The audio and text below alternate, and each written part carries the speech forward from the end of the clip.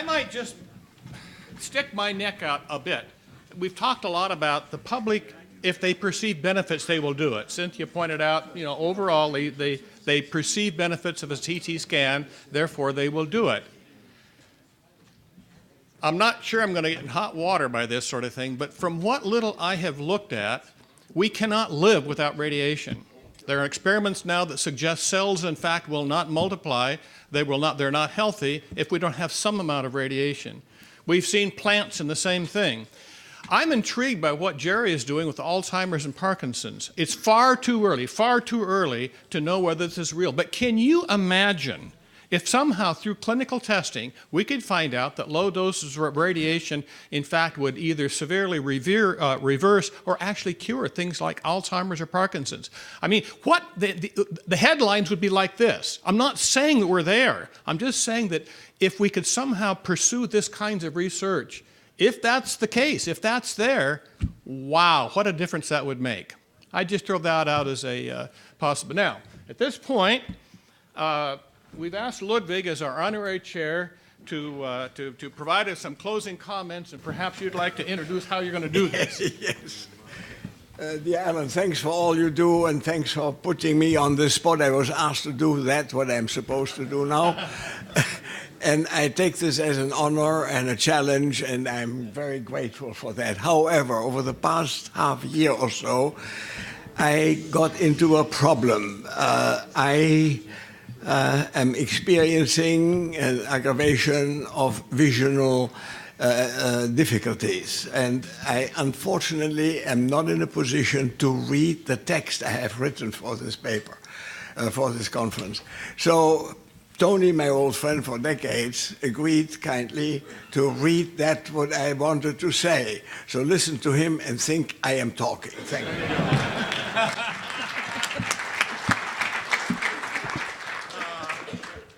This is Ludwig Feinendagen talking to you. Ludwig has written up a very nice summary of this meeting, which I'll just quickly read. We have reached about the close of this great meeting. I was asked to be on the spot at the end, and I appreciate this challenge with gratitude. I promise to be brief and to the point. You all agree, I'm sure, that the meeting has reached its goals, that of open exchanges of facts, views, interpretations, hypotheses, and theories, and of the consequences of optimizing of radiation protection with the best possible outcome in the service of society. There would probably be no discord in radiation protection if the Nobel laureate Hermann Mueller, many decades ago, had not suggested that proportionality between dose and mutation incidence, in fact, chromosome damage incidence observed at high doses was observed at low doses, a claim without research backing. The LNT model was born and has stayed. Our meeting now interlocked openly for the first time deep-rooted complexities of approaches, interpretations, and recommendations for optimization of radiation protection in view of what we know today. All aspects of these complexities were presented and discussed, spanning all relevant disciplines in plenary sessions and panels, and also in personal contacts at social functions. Clearly, the development and adoption of regulations is of great societal value and depends on public perception, policy, and legislation. And these are informed but not determined by scientific evidence. Focus issues were the present application of recommendations in radiation protection at the national and international levels. The intellectual sources of these recommendations derive from epidemiology, biology, physics, and mathematics, modeling of risk against dose, informing the public and the effects to alleviate unwanted fears, and the need to consider application of low doses in medicine and industry. The interdisciplinary composition of the experts was optimal beyond expectations and response to a wide range of questions as they came from fields of epidemiology, systems biology, cell biology, molecular biology, biochemistry, biophysics, health physics, mathematics, model makers, legal, social economics, physicians, decision makers, and administrators, as well as practitioners of radiation protection, has gathered never before. We had a lot of communicators here, too. Indeed, the stakes were high against a background of controversial disputes, misunderstanding, stakeholder bias, and public fears bordering on panic. How dangerous are low doses and low dose rates? After 3 days of deliberation, Panel 7 brought together and focused the arguments for the common denominators of the multitudes of presentations of facts, interpretations, and suggestions, with visions to apply them to be accepted rapidly based on science, but what serves best for the public. Regarding science, it appears that one may summarize the presentation of the meeting by 3 groups of opinions. The first and the oldest group of the LNT model to be unconditionally best for the practice of radiation protection. This alliance is maintained despite the acknowledgement of the lack of proof that LNT model applies.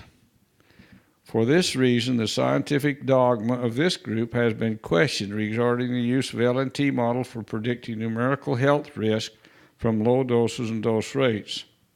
With this constraint, this group advocates for the continued use for LNT models for practical, administrative, and executive reasons. The group does not consider low-dose induced changes in the cellular mechanism of adaptive protection. Public fear of low doses and economic burdens brought on by the LNT models must be addressed within the balance of risk and benefits to the society. The second group of voices judges the risk of any health effect from low dose and low dose rates to be negligibly small, supporting the abandonment of LNT models in favor of a threshold. The strength of this argument is the lack of evidence of an increase in cancer incidence at low doses, below about 100 milligray. All acknowledge that the health risk at this low dose level is small compared to the risk from other toxic exposures, especially from endogenous toxins such as reactive oxygen and hydrogen peroxide. Another advantage here is the continued application of the conventional dosimetry. The third group, voice, began to assemble about 40 years ago after the discovery of low-dose induced changes in cellular signals with delayed responses. This group found increasing attention through the emergence of evidence that low doses induce cellular signal changes, which with a delay of hours could lead to stress responses and metabolic alterations. These include adaptive responses in terms of protection against damage accumulation. Accordingly, the risk models must include probabilities of multiple responses after low doses. There is the risk of radiogenic damage, for instance, to the DNA and to the radiogenic protection, mainly against radiomimetic damage, irrespective of the origin of this damage. The resulting multiple response models thus take into account individual cell biology mechanisms under generic control and potentially bring such a degree of damage prevention that it balances radiogenic damage production. In this latter case, the exposed system will have a dose threshold. If the radiogenic damage prevention outweighs the radiogenic production, a beneficial result, i.e., the experiment system experiences a hormetic effect. This approach by Group 3 has the advantage of integrating all the response patterns and system elements into a holistic response. Research data now supports the concept that oxidative metabolism during evolution has led to to the emergence of protective pathways essential to life and also shielding against detriments from low doses of ionizing radiation. In this context, one may appreciate how low doses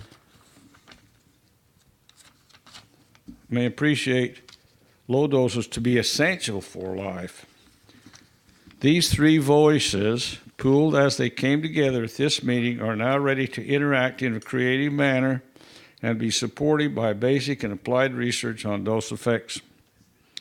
The studies on mechanisms that operate after low-dose exposure not only fortifies what we envision today, but also opens research avenues of yet unforeseen dimensions, for instance, in therapeutic medicine.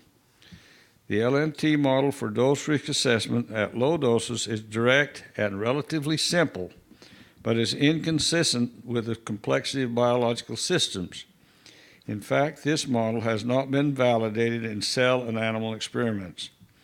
Moreover, the LNT model for radiation protection results in more harm than benefit to the society. To me, radiation protection needs additional models. Today, sufficient data is available to form a consensus to integrate dose limits into radiation protection.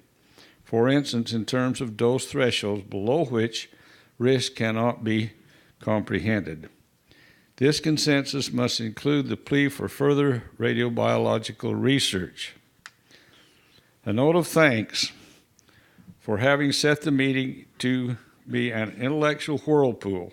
The chairman, Alan Walters, who conceived the plan for the meeting together with people in the magnificent committees for all fractions, deserve a model sincere applause and a sincere appreciation of thanks.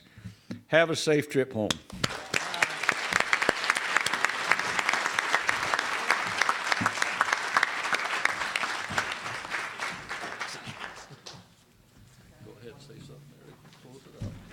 Okay. Did you say that, really? Did you really? No, that's what I said.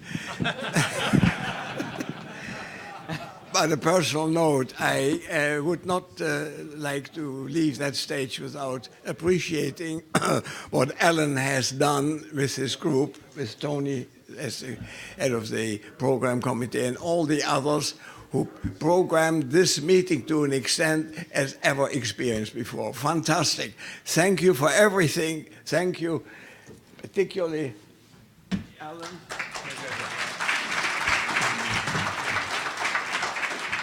And again, for me, safe ride home.